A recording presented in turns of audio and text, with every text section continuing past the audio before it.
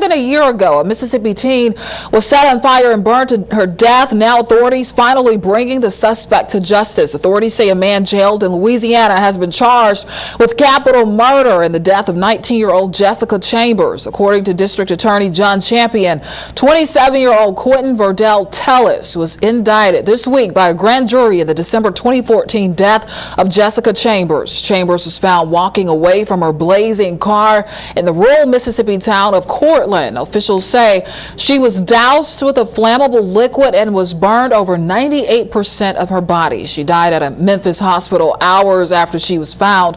Champion says Tellis and Chambers knew each other but would not describe their relationship or give a motive. However, he did say he believed it was a personal crime. Well, a college basketball coach is out of a job after being arrested for drug possession. Mississippi Delta Community College officials tell us Jeffrey Price is no longer employed at the campus as of Monday. Price was a part-time assistant men's basketball coach. He was arrested last Friday. A state trooper stopped a Dodge Caravan that belonged to MDCC for speeding. The Highway Patrol says that as the trooper was checking driver's licenses, he smelled a strong odor of marijuana coming from inside the vehicle. A search of the van revealed a pound of the drug.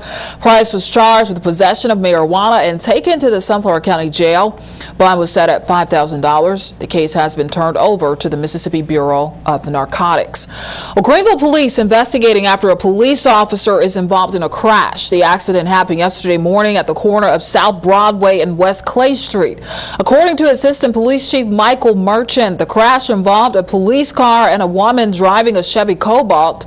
A preliminary investigation shows the male officer had the right of way when the crash happened. The woman was treated at Delta Regional Medical Center with minor injuries. We're told the officer is okay.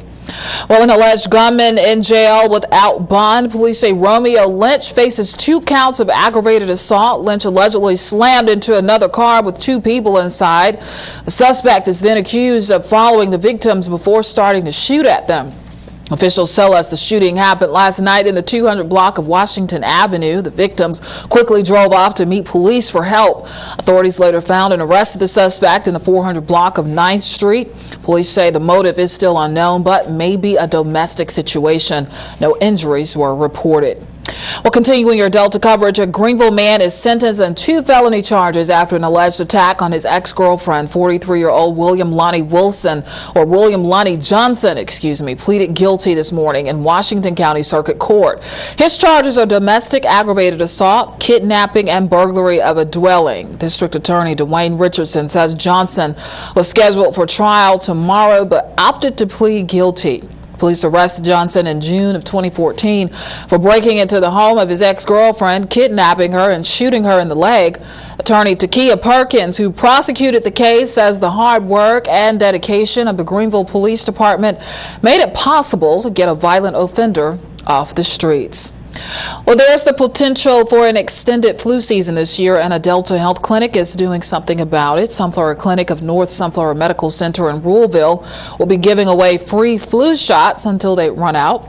You can get your free shot during their operational hours from 8 a.m. to midnight every day. This year's flu season has claimed the lives of 13 children nationwide.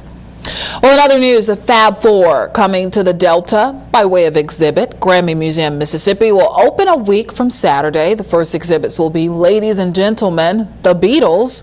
Organizers say the exhibit and the April Symposium will focus on the British rock group's first tour in the U.S., including their performance on the Ed Sullivan Show. 2 days of activities are planned for the museum's grand opening, starting with a ribbon cutting on Saturday, March 5th. The museum will then be open to the public from 11 a.m. until 5, followed by music from several artists, including Greenville native Eden Brent. Visit GrammyMuseumMS.org for information about tickets, exhibits, and programs.